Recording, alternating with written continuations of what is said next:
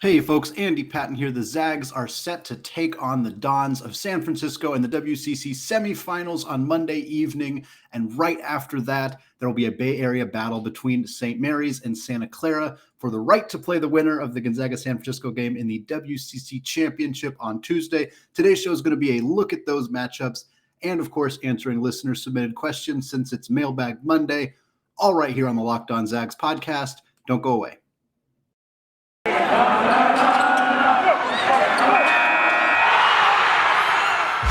You are Locked On Zags, your daily podcast on the Gonzaga Bulldogs. Part of the Locked On Podcast Network. Your team every day.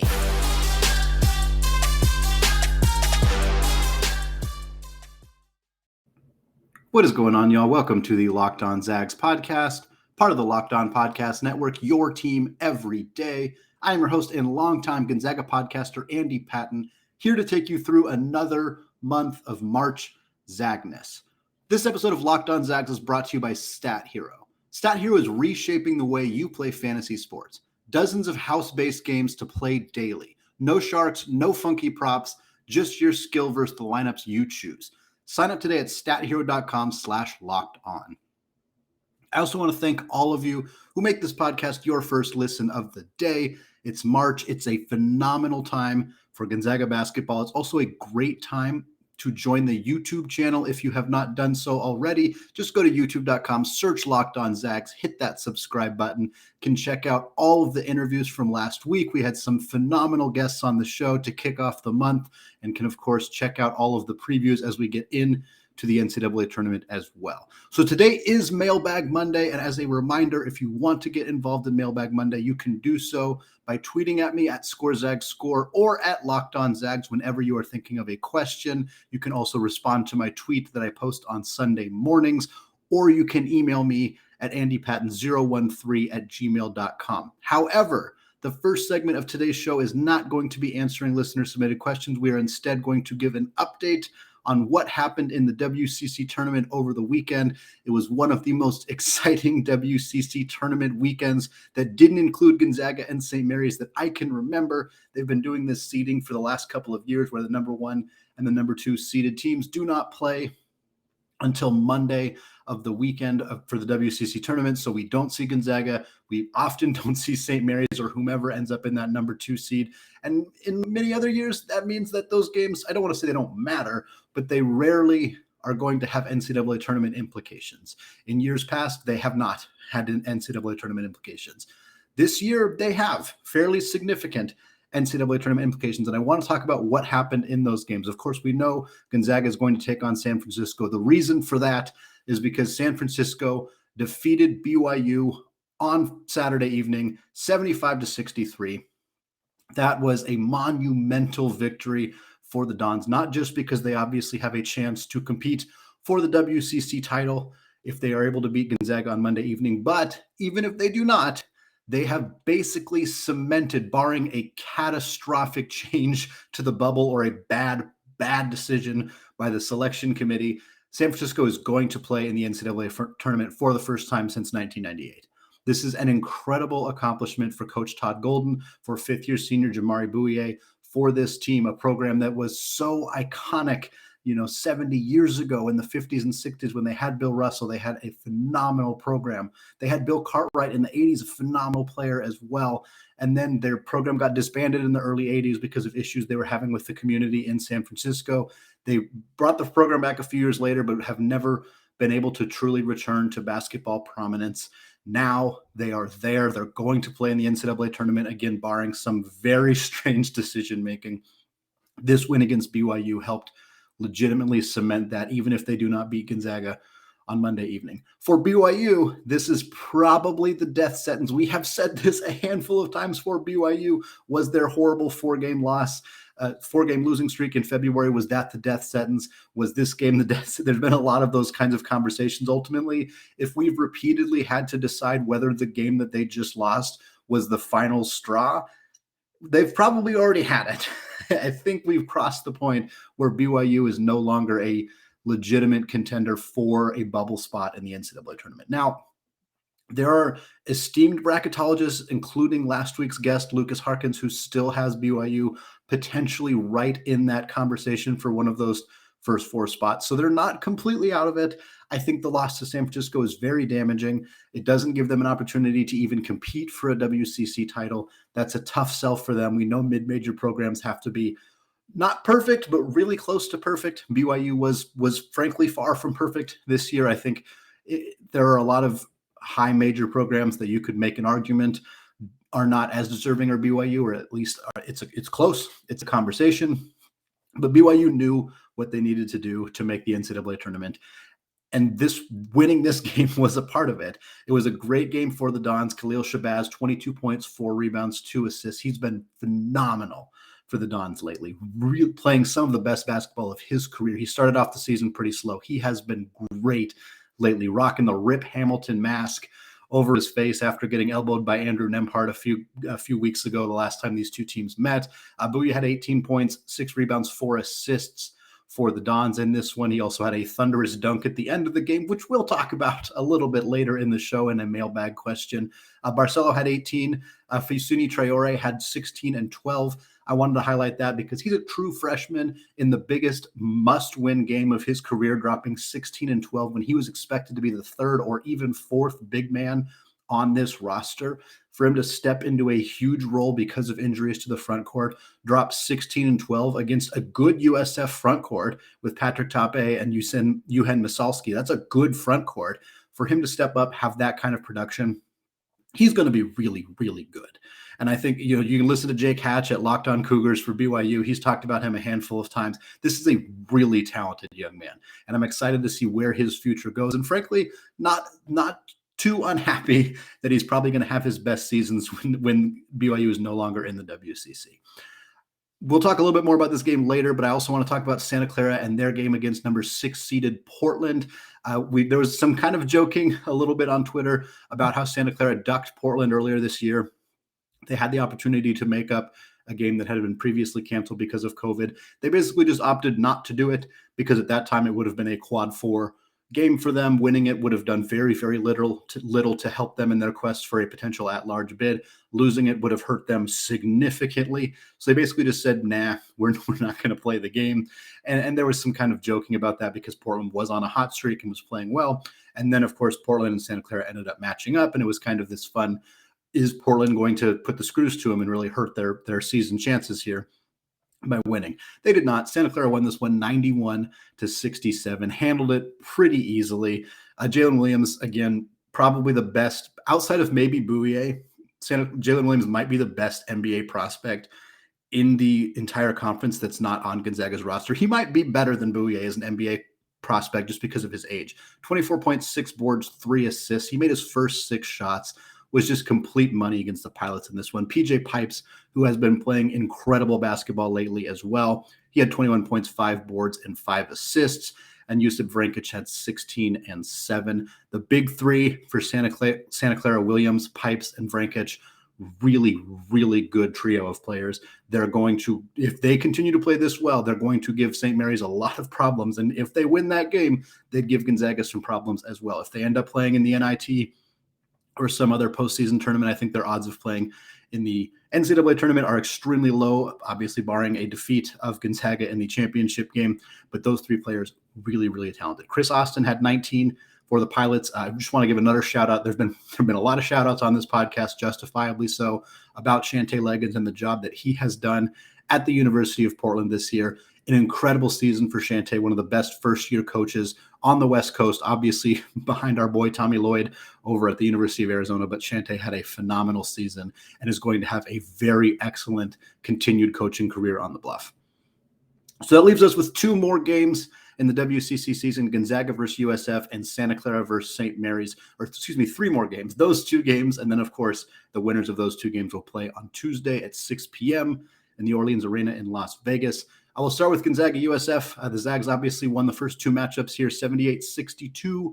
The first time they played, you may remember this game, the Zags were only up 3 at halftime. Drew Timme had a horrendous first half in that one. He ended up finishing with 23 points, led the team in scoring, had a much much better second half, found his footing, found the shots that he wanted to take, had a really nice half. Chet Holmgren, 22 points, 9 rebounds, 4 blocks on 7 of 10 shooting, which is just, it feels like what we've been expecting from him lately. But looking back at these lines when I was doing research for this show, I'm like, my God, he is so dominant and so effortlessly talented against a good front court. Again, Misalski's a very, very good big man in the WCC at USF, and for him to have that kind of line against them is just phenomenal. Bouye had 23 in that one, of course. Not a very efficient shooting night for him. I think he was 9 for 20 in that game, but still able to light it up pretty consistently. Next time these two teams played, similar outcome. Zags won 89-73. It was not quite as close at halftime. They were up 10, but it was still a pretty close game throughout most of the first half. The Zags ended up pulling away a little bit in the second half.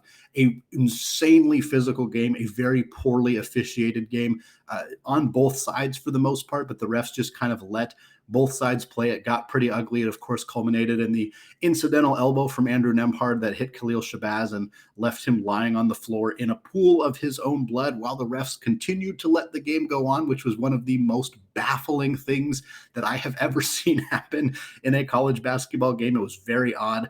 The Zags, again, pulled away, won that one. Chet Holmgren, another monster night for him, 21 points, 15 boards, 6 assists on 8 of 12 shooting. Drew Timme had 20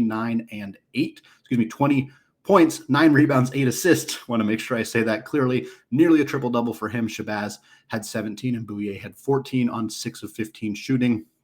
Goes without saying the primary things to look for in this game. How does Gonzaga's front court respond? Obviously, Drew Timme had 20 points in both these times these two teams played. Chet Holmgren was super good both times. They need that again. If those guys struggle for a full 40, either of them, if they struggle the way that they struggled against St. Mary's, this USF team is definitely good enough to give them a lot of problems if they don't step up and have really big games. Second game of the night on Monday evening, Santa Clara versus St. Mary's. These two teams split in the regular season. St. Mary's won the first one, 73-65, a nice little 8-point victory there. Kusi had 17 points and 6 assists off the bench. Santa Clara only had 8 assists and they had 13 turnovers. If that sounds familiar, it's because that was the case when Gonzaga played St. Mary's, of course, in their finale of the regular season. They only had 4 assists and 14 turnovers in that game. This is what St. Mary's can do to you. They force you to take ugly shots. They force you to turn the ball out, the basketball over.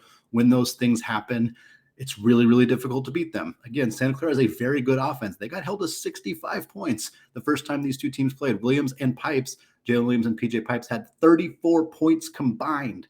The rest of the team only mustered 31 points. They shot 11 of 30. The rest of the team did. That is the kind of thing that St. Mary's can do to you. If they can stop everybody but Jaylen Williams and PJ Pipes from scoring the basketball, they're probably going to secure themselves another victory. However, the second time these two teams played, Herb Sendek's squad did pull off a 5-point victory, 77-72.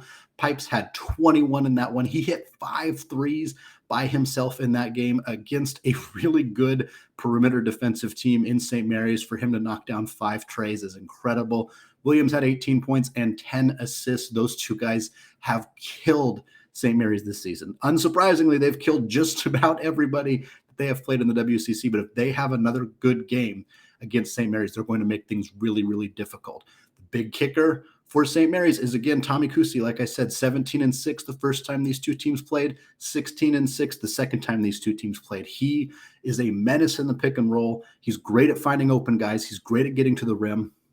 Santa Clara doesn't have a traditionally good rim protector the way that Misalski or, of course, Chet Holmgren are. So if he can get to the rim with ease, he's going to be able to finish. He's going to draw contact. He's going to get to the free throw line. If Santa Clara can't find ways to stop him from getting to the basket, they're going to have some problems in this one.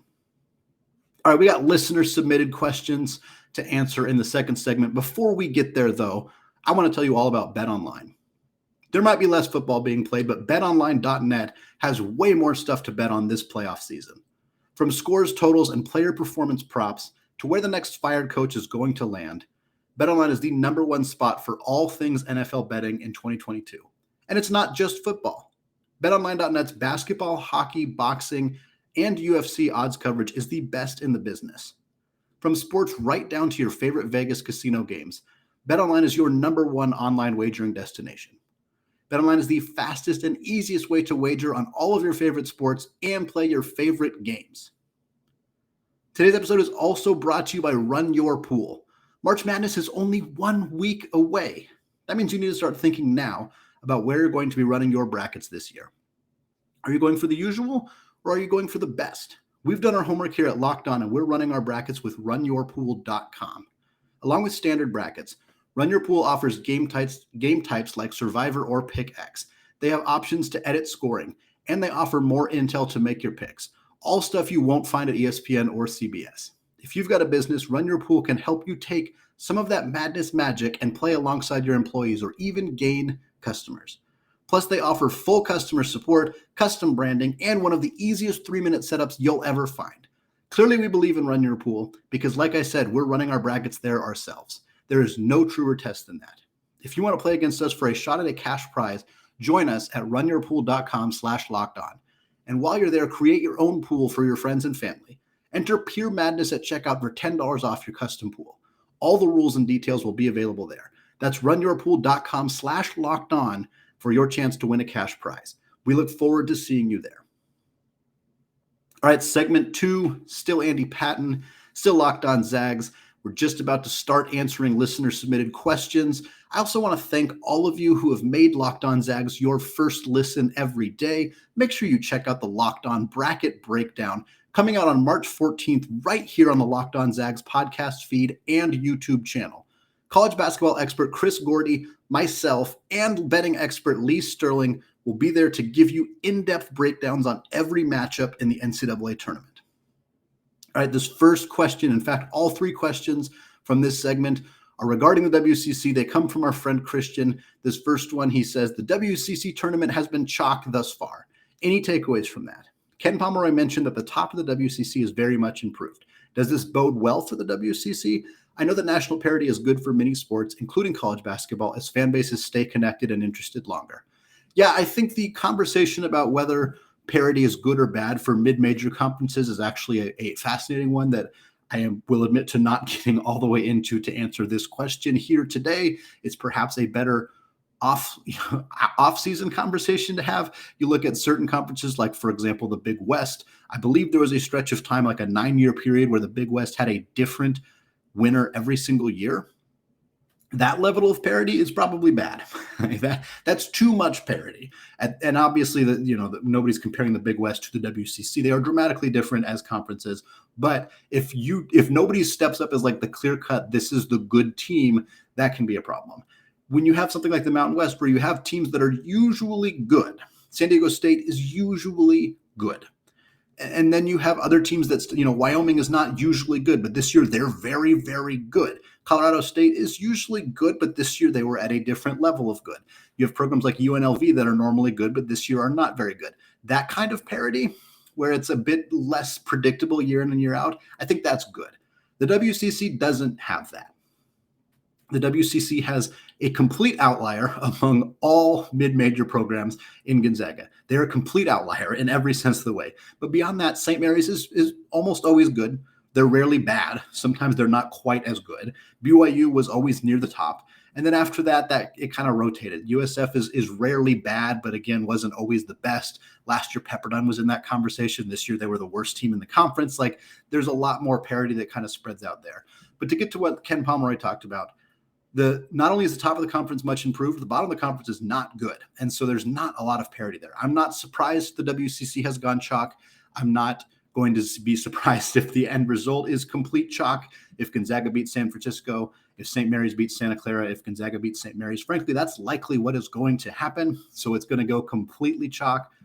I don't think that's necessarily that bad, but I think in terms of getting other people interested in the WCC would probably be better if there was a little bit more parity. But again, if Santa Clara is suddenly very good and is playing in the championship game, people who don't follow college basketball are not going to think, oh, I wonder if Santa Clara is good now. They're just going to think, oh, Gonzaga is just playing some other no-name school. And that's not the WCC's fault. That's not something that they need to be trying to figure out how to solve. If people don't, some people just aren't going to care all that much, and that's just kind of part of the deal. But like when Portland wins surprising games this year, a lot of people who watch the conference are like, oh, cool, Portland's kind of getting better. They're improving.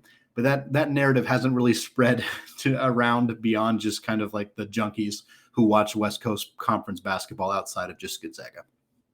Next question again from Christian. He says, what will it take for BYU to make the big dance? They will need help from other teams, right? What are a few scenarios that might get the WCC that 4-bid dream? Here is the deal. In my mind, there is one scenario in which the WCC gets 4 bids into the NCAA tournament. That one scenario is pretty simple.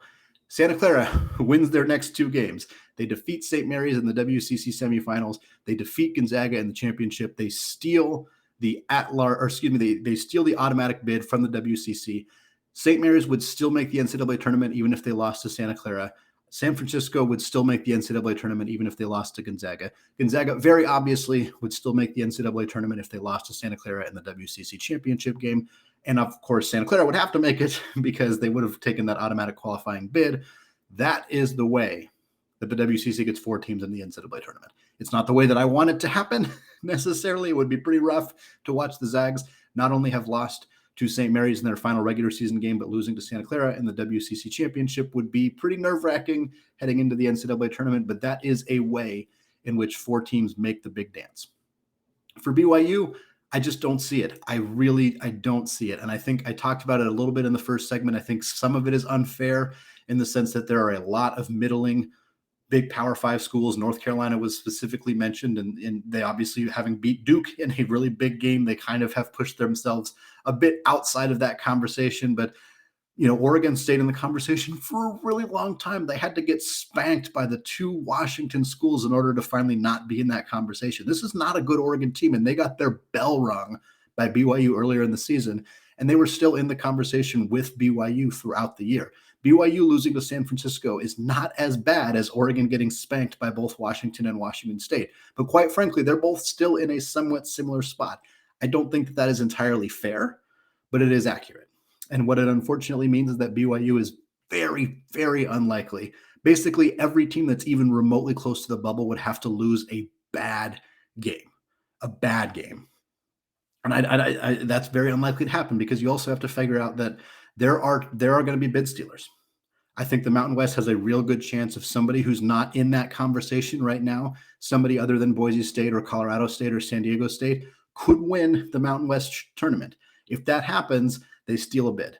Obviously, Santa Clara, we talked about them being a potential bid stealer. I think that's unlikely, but there are other conferences where there are bid stealers out there. There are teams out there that could steal some bids and make things a little bit more interesting.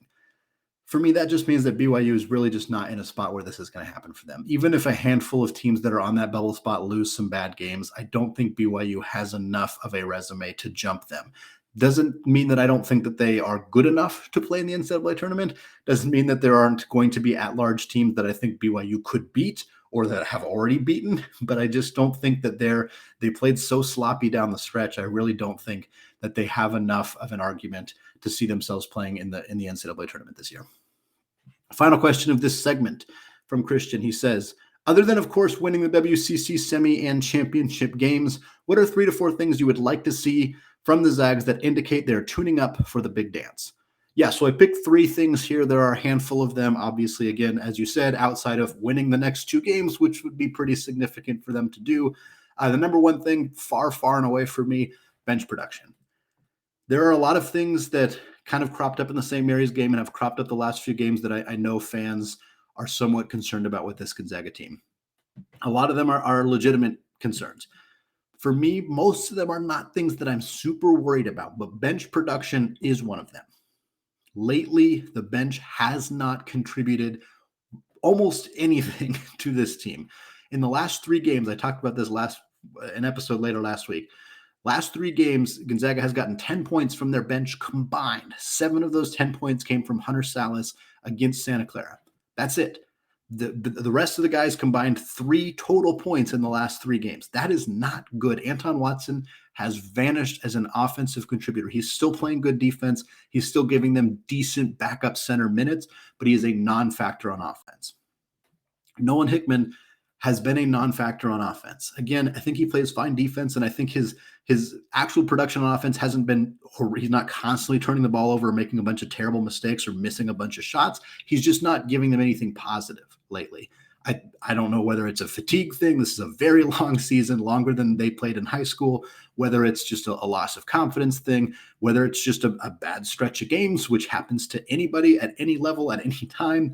I'm not sure exactly what it is, but for the last couple of games, Gonzaga's bench has given them virtually nothing, and they will not make it to the national championship game or win the title if their bench is continuing to contribute virtual goose eggs offensively. That needs to change. And in these next two games, if we don't see contributions offensively or just all around contributions from bench players, that's going to make me a lot more nervous going into the NCAA tournament. Number two, less turnovers. We talked about the St. Mary's game. They had 14 turnovers and only 4 assists. A huge credit to St. Mary's and their defense. They had a lot to do with why that happened, but again, that needs to get tightened up. They need to take better care of the basketball. We've seen them have some ebbs and flows this season where they had 5-game stretches of incredible, completely crisp, borderline perfect offense where they were barely turning the ball over. We've also seen some stretches of games where Andrew Nembhard and the rest of the guards got a little sloppy with the basketball, with some careless passing, some dumb mistakes. Those are the kind of things that they can't happen from this point forward. They need to get cleaned up. And then the third thing, outside shooting. I specifically mentioned Andrew Nembhard. I'm not trying to pick on him, but he went 5 for 9 against Santa Clara. A phenomenal outside shooting game from Andrew Nembhard. Since the month of February began, if you exclude that game, he is 5 for 24. That is 20.8%. Andrew Nembhard is a streaky outside shooter. I previously labeled him as a bad three-point shooter going into the season at the start of the season. He has proven me wrong in the sense that he has had some incredible hot streaks as an outside shooter. He's shooting over 35% on the season. Clearly, he is not a bad three-point shooter, but he is undoubtedly a streaky three-point shooter. And 20.8% in the month of February, again, barring one very good game, that is a problem for this team. He needs to be more consistent knocking down those outside shots. I don't mind that he takes them. I don't think that he should stop taking threes. Earlier in the season, I was kind of advocating for less outside shooting. I've changed my tune in that regard. More outside shooting is not a bad thing, obviously, provided they are good looks. Don't be hacking up ugly shots early in the shot clock. Nembhard and most of the players on Gonzaga's team don't do that very often. They're well coached, and that's just kind of not the stuff that happens. So take good threes, take good shots. If you're open, throw it up there. But I want to start seeing that ball go through the net a little bit more, especially for Nembhard. I think Strother's been shooting the ball pretty well lately. Ross Bolton's been very, very good lately. Of course, Chet Holmgren has been complete money since the WCC tournament started from beyond the arc. If Nembhard can get back to hitting 35-ish% of his threes, I think this team's a lot more dangerous in March. All right, 2 segments down. Coming up, we're going to answer even more listener-submitted questions in the final segment of the show. Before we get there, though, I want to tell you all about Stat Hero. Stat Hero is NCAA's single-game pick'em, pits the star players against each other in an amazing hybrid between fantasy and sports gambling. Take control back from those handicappers that always seem to have the advantage. Start focusing on the players you know best with a gameplay that doesn't rely on big spreads, long odds, or funky props. Stat Hero gives you the advantage, resulting in their gamers winning 4 times more often. Why? Because Stat Hero eliminates the mystery about who or what you are going up against. In addition to their pick'em games, they also have dozens of lineups you can comb through to take on head-to-head. They simply post sets of players for you to take on with the set of players you choose. Stat Hero is the easiest and fastest way to get your sport action fix. This simple, sleek gameplay will have you playing in minutes. This is what daily fantasy was meant to be. Sign up for free right now at stathero.com/lockedon and use promo code LOCKEDON for a 100% deposit match. That's stathero.com/lockedon. Use promo code LOCKEDON for 100% match. Today's episode is also sponsored by Built Bar. This is the time of year that I've pretty much given up on all of my New Year's resolutions, but not this year. I'm sticking to my resolution to eat right thanks to Built Bar. It almost feels like it's not really a resolution because I actually enjoy eating them. Have you tried the Puffs? If you haven't, you're missing out on one of Built Bar's best tasting bars. Puffs are the first ever protein-infused marshmallow. They're fluffy, they're marshmallowy, they're not just a protein bar, they're a treat. And they're covered in 100% real chocolate. In fact, all Built Bars are covered in 100% real chocolate, Puffs included. A typical candy bar can be anywhere from 200 to 300 calories. Most Built Bars contain 130 calories, 4 grams of sugar, 4 net carbs, and 17 grams of protein. They have mint brownie, coconut, and coconut almond. And new for this month, white chocolate cookies and cream. They're all delicious, and new flavors are coming out all of the time. Go to Built.com, use promo code LOCKED15, and you'll get 15% off your order. That's promo code LOCKED15 for 15% off at Built.com. All right, segment 3. Still Andy Patton, still locked on Zags. 3 more questions to get to today before the end of the show, and of course, the start of Gonzaga's run to the NCAA Tournament Championship, beginning with the semifinal game Monday night against the San Francisco Dons. This first question comes from AU on Twitter, who says, with the recent success of Tommy, will we see other schools show serious interest in Coach Michaelson or Coach Powell after this year? Do you know if they aspire to leave anytime soon? So I think Gonzaga's assistant coaches always get a fair amount of interest, or at least intrigue. I don't think that Tommy Lloyd's success at the University of Arizona is going to very suddenly get a whole bunch of people super interested in Gonzaga's assistant coaches. People were interested in Tommy Lloyd for a very long time, and he continued to refute offers. A head coaching job at the University of Arizona is a very lucrative offer, not just in financially, but also resource-wise and prestige and all of that. So I understand why he took that one, but he was getting other offers. I don't know how much attention Michaelson has got, but I'll tell you this. I think it's very unlikely he goes anywhere. Michaelson has moved into that kind of role where he could be the guy who takes over for Mark Few. Lloyd had that job for over a decade. Michaelson now has that job. Michaelson also hasn't been an associate head coach long enough to get the kind of job offers that Tommy Lloyd was getting and eventually obviously got from Arizona. So for Michaelson, he's not going to leave for a job that's dramatically worse than Gonzaga's job because he's kind of in line to take that. And he's not going to get those kinds of offers because he hasn't proven himself for long enough. So I don't think he's quite in the mix to really realistically be looking elsewhere or getting offers that are going to entice him enough to leave. For Roger Powell, less confident about that. He obviously has not been at Gonzaga as long as Michaelson, as long as Lloyd was there. I don't know how strong his tie to the Spokane area is, how strong his feeling about being here is. He obviously loves the program. He wants to win basketball games. He's a very, very good coach. It would be a bummer to lose him. But if somebody came calling for an associate head coaching job at a Power 5 school when he's third in line here, I could see him strongly considering that. And I would not blame him in any way for considering that job. How interested will people be? I don't know. Powell has an extensive history beyond just his time at Gonzaga. That makes it that gives other teams a little bit more information about what kind of coach he would be. Whereas with Michaelson and Lloyd, they were kind of just relying on how good is Gonzaga, how much of an impact do these guys have. It's a bit of a challenging thing. I think it's difficult to know how these teams value coaches like this.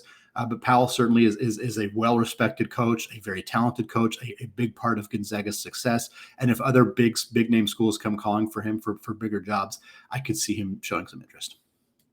Next question comes from Christian. He says, after the Michigan-Wisconsin kerfuffle, maybe we can be more sympathetic to the Bennett blow-by and blow-bys in general.